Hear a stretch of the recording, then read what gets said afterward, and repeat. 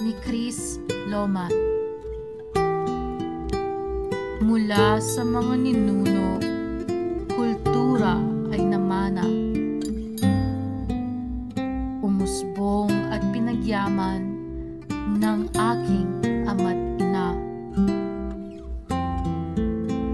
Ikinintal sa isip at ibinahagi sa iba. Hangari panatilihin sa puso ng bawat isa. Ito ba ay totoo pa sa paglipas ng panahon? Kulturang pinamana, ano na ba ang kondisyon? Naaalala pa ba ito ng mga kabataan ngayon? O saysay nito ay wala na sa makabagong panahon? Kulturang pinagyaman, atin pa bang inaasam? O niyakap ang pagbabagong ngayoy ating sinusundan?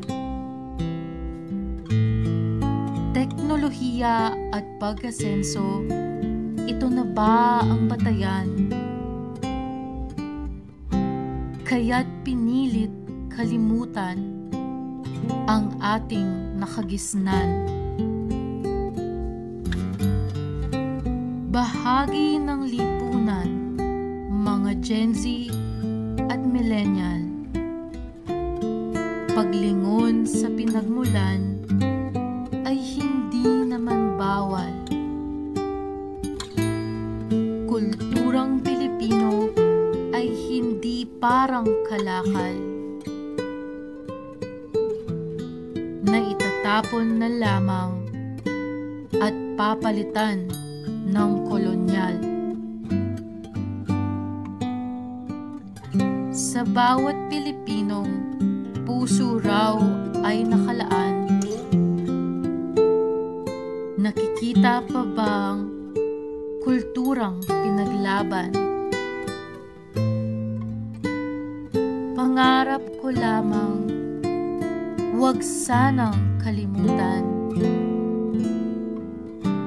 Kulturang Pilipinong sa atin ay nakalaan.